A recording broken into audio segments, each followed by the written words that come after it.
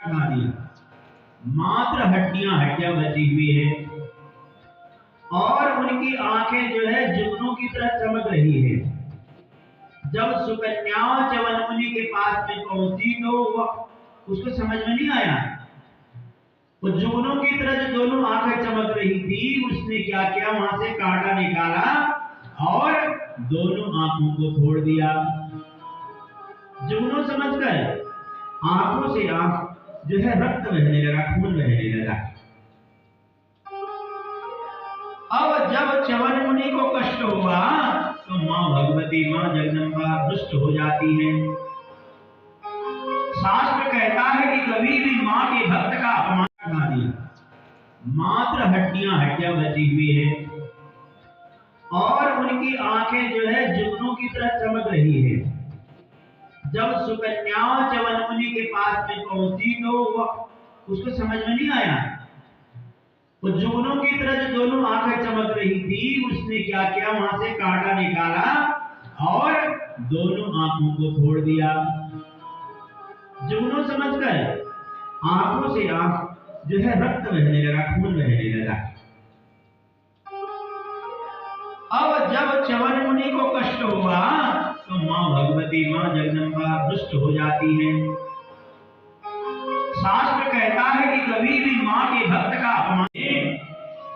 महाराज सरियाती ने जानकारी लेनी चाहिए, अपने मंत्रियों से कहा तुम पता लगाओ कि ये काम किसने किया है।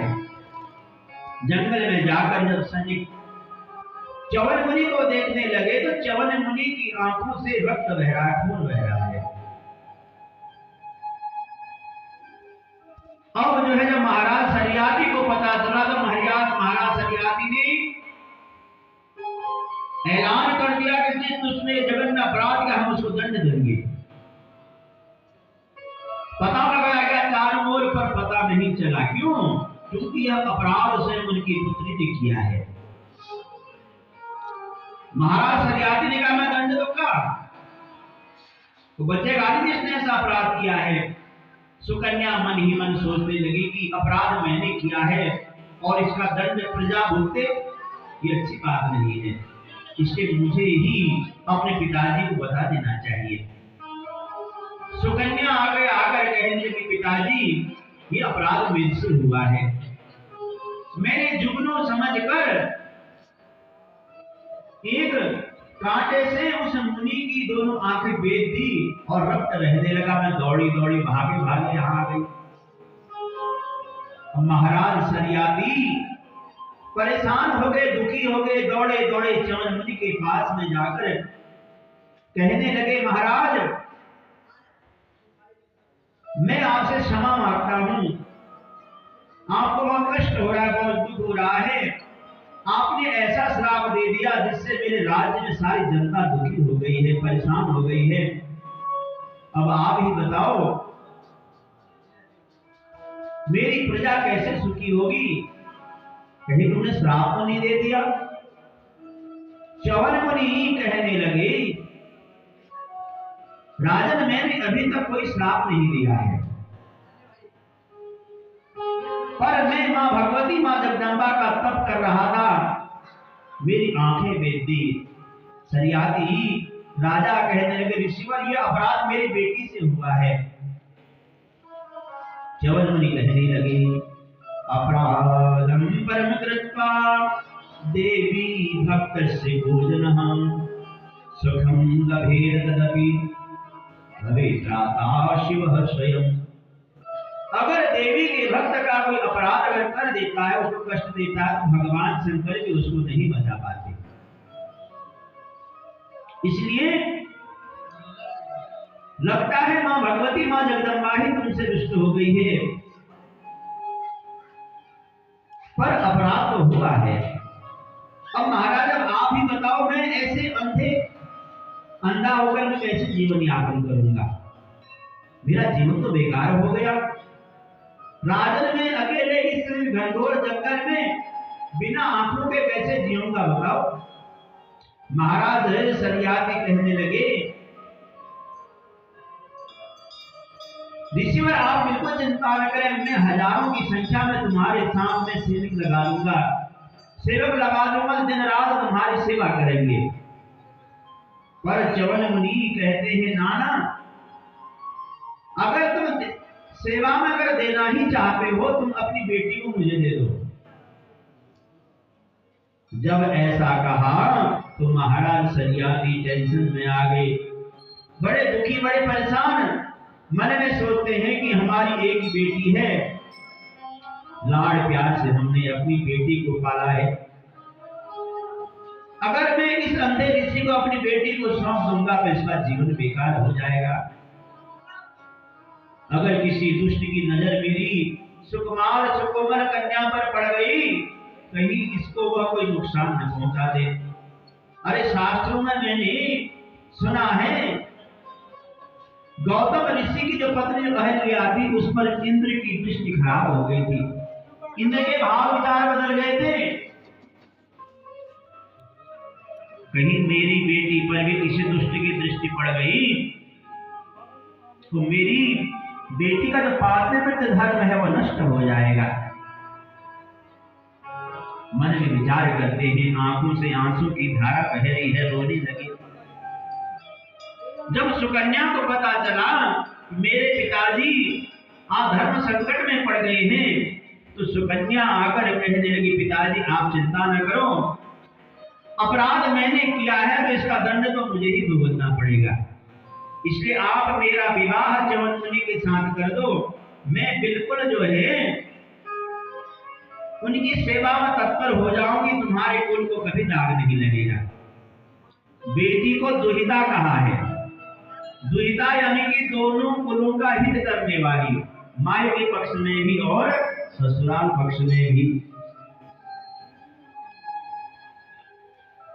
पर महाराज सरियाती कहते हैं वो सुंदर वर के साथ उसका विवाह करे तो धनवान हो और बेटी का जो पूरा ख्याल रखे,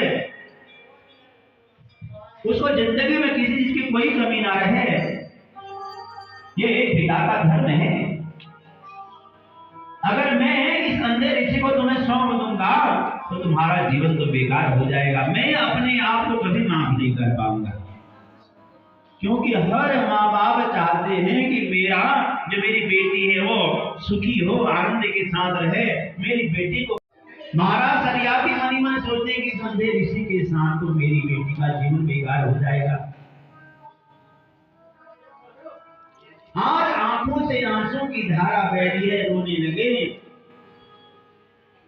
पर सुकन्या बार बार समझाते, पिताजी आप चिंता ना करो, जिस प्रकार शास्त्रों में वशिष्ठ मुनि की पत्नी अरुंधति जो पतिव्रता नारियों में गिनी जाती हैं, अपनी ऋषि की जो भार्या है अनुसुईया, उनका शास्त्रों में नाम है, तो मेरा नाम भी उनके साथ ही जुड़ेगा, मैं तुम्हारे कुल को, तुम्हारे नाम को नहीं। आज विवाह करने में भी लोग डरने लगे हैं, ब्याह वेले के विश्वास आकी पुराए घर रहोगे, बहन भी नहीं जाने दूसरे जगह कार्ड छप रहे हैं, यहाँ कार्ड छप रहे हैं, बारात आने को तैयार है, वहां जो है दुल्हन भग जा रही है दूसरे के साथ में। शास्त्र कहता है ब्राह्मण को ब्राह्मण कन्या के साथ विवाह करना चाहिए, क्षत्रिय को क्षत्रिय कन्या साथ में। अपने अपने कुल में जो ब्राह्मण वंश में है ब्राह्मण वंश में, क्षत्रिय क्षत्रिय वंश में, वैश्य वैश्य वंश में, चतुर्थ वर्ण चतुर्थ वंश में, अपने अपने वंशों में शादी करनी चाहिए। अगर ब्राह्मण अगर क्षत्रिय कन्या के साथ विवाह कर लेता है, उससे जो संतान जो पुत्र होते हैं उसको वर्ण संकर कहा गया है। देखो, जब महाभारत का युद्ध प्रारंभ हो रहा था, अर्जुन ने भी भगवान से यही प्रार्थना करी, हे वासुदेव, महाभारत का अगर युद्ध होगा, युद्ध में बहुत से मारे जाएंगे सैनिक, और हम भी आपस में ही लड़ मर रहे हैं, हमारी अगर हम भी वीर गति को प्राप्त होंगे तो जो हमारी पत्नियां हैं वो विधवा हो जाएंगी। उसके बाद वो दूसरे के वंश में दूसरे के साथ विवाह कर लेंगी, उनसे जो संतान में वर्ण संकर कही जाएगी, तो हमको फिर श्राद्ध और भी नहीं मिलेगा, तिलांजलि भी, जल भी हमको प्राप्त नहीं होगा। आज इन बातों का ध्यान कोई नहीं दे रहा है। शास्त्र कहता है ब्राह्मण को ब्राह्मण कन्या के साथ में, क्षत्रिय को क्षत्रिय कन्या के साथ में विवाह करना चाहिए। पर कलयुग जो है बहुत तीव्र गति से बढ़ रहा है, इसलिए हमें चाहिए कि जो हमारी संतानें हैं बचपन से ही हम उनको अच्छे संस्कार दें। हमारी जो कुल की परंपरा है, जो रीति है, जो रिवाज है, आज हम अपने बच्चों को बड़े बड़े स्कूल में तो पढ़ा रहे हैं, विद्यालय में पढ़ा रहे हैं, अंग्रेज बनाना चाहते हैं। पर वो बच्चे जब अंग्रेजी पढ़कर, बड़े बड़े इंग्लिश स्कूल में पढ़कर खूब होशियार हो जाते हैं, नौकरी अमेरिका, ऑस्ट्रेलिया, जापान में जाकर रहने लग जाते हैं, तो माँ बाप बुढ़ापे में रो रहे हैं। माँ बाप की देखरेख करने वाला कोई नहीं है। अरे घर में जब चल हो जाए तो सांख बजाए जाए, ढोल बजाए जाए, सब कुमार ने नाच खेल करने की, ना घर में पुत्र हो ना वंश का मौनी वाला हो कभी। क्यों? क्योंकि आगे को हमारे बुढ़ापे का सहारा होगा। जब हमारा शरीर वृद्ध हो जाएगा, हम रोग नहीं होंगे और कुछ काम नहीं कर पाएंगे, तो हमारे बच्चे हमारी मदद करेंगे। जैसे कहते हैं माँ बाप अपने बच्चे को पाल पोस कर बड़े करते हैं, योग्य बनाते हैं, तो बुढ़ापे में उन्हीं बच्चों का कर्तव्य है अपने माँ बाप की सेवा करना। क्योंकि माँ बाप जब बुढ़ापे में रोगी हो जाते हैं तो उनका शरीर काम नहीं करता, दृष्टि कमजोर हो जाती है, पाचन शक्ति कमजोर हो जाती है, हाथ पांव काम नहीं करते। एक बहू का, एक बेटे का कर्तव्य होता है कि हम अपने माँ बाप की सेवा करें, उनके सुख दुख को समझें। आज ये मर्यादाएं सब नष्ट हो रही है कलिकाल में। हम बच्चों को पढ़ा लिखा कर इतना काबिल बना देते हैं कि वो हमको ही कुछ नहीं समझते हैं। फिर ठीक है, पढ़ना लिखना जरूरी है, पैसा भी आज के युग में जरूरी है। जिसके पास पैसा नहीं है उसको कोई नहीं पूछता। धन भी आवश्यक है, पर धन के साथ साथ संस्कार अगर होंगे, धर्म भी साथ में चलते रहेगा, तो हमारा घर जो है मंदिर हो जाएगा। इसलिए हमें अपने संतानों को साथ साथ अच्छे संस्कार भी देने होंगे। आज छोटे छोटे बच्चे 12, 13, 15 साल में नशे के ऊपर प्रवृत्त हो रहे हैं, और हर एक को मोबाइल चाहिए। मोबाइल में अच्छी चीजें भी आती हैं, बुरी चीजें भी आती हैं, पर माँ बाप का कर्तव्य है अपने बच्चों के ऊपर ध्यान देना। ध्यान देना होगा कि मेरा बच्चा मोबाइल में किताब पढ़ रहा है या कोई और चीज देख रहा है,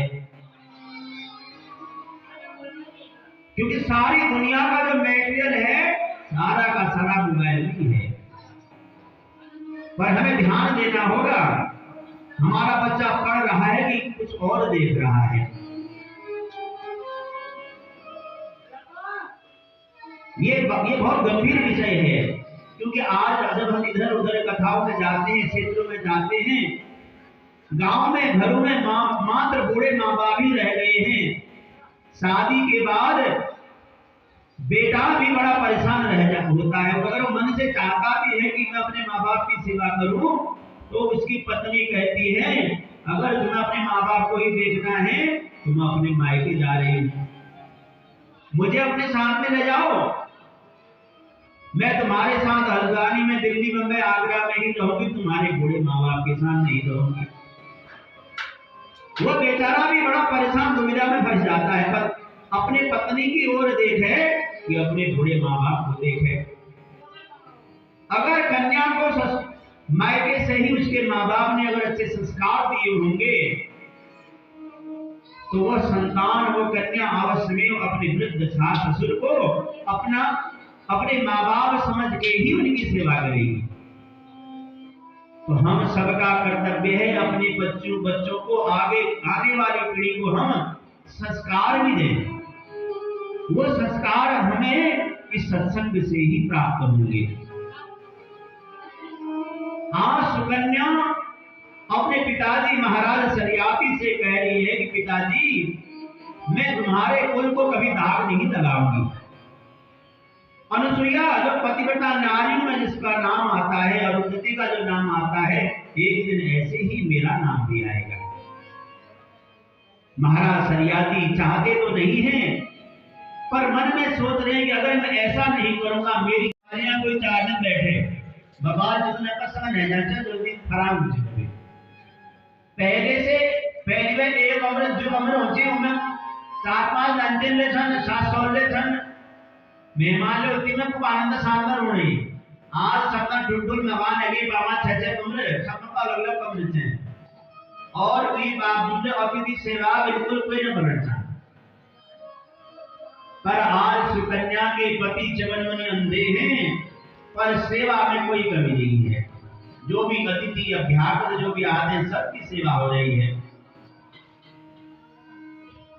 ये नियम है और पत्नी का कर्तव्य है कि अपने पति को परमेश्वर मानना। पति क्या है? परमेश्वर।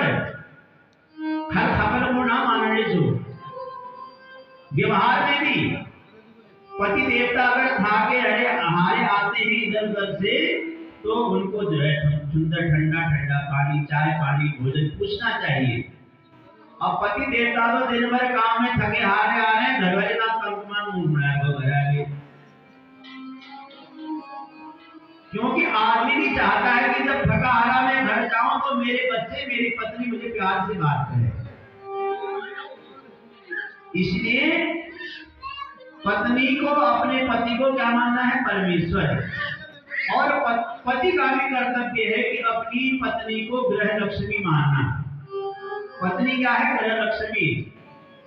एक दूसरे के प्रति एक भाव है। पति में यह मानना चाहिए कि भगवान जी को दे। पत्नी का भाव होता है कि मेरे पति परमेश्वर है और पति को चाहिए कि जो मेरी पत्नी है गृह लक्ष्मी है। अब पत्नी बेचारी तो पति को परमेश्वर मान रही है और पति जो है शाम को शराब की भट्टी में दारू पी के लहराते हुए घर आ रहे और डाकट बना दो कमर में। भैया ऐसे घर में भी देखा नार की जीवन हो जाता है। इसलिए घर में अगर शांति व्यवस्था बनानी है तो दोनों को एक दूसरे का सम्मान आदर करना होगा। एक दूसरे के प्रति इज्जत सम्मान अगर हम करेंगे तो आगे हमारे बच्चों के भीतर ही वो ही संस्कार पड़ते हैं। घर में जो हमारा माहौल होता है, जो हमारा व्यवहार होता है, बच्चे देखते हैं।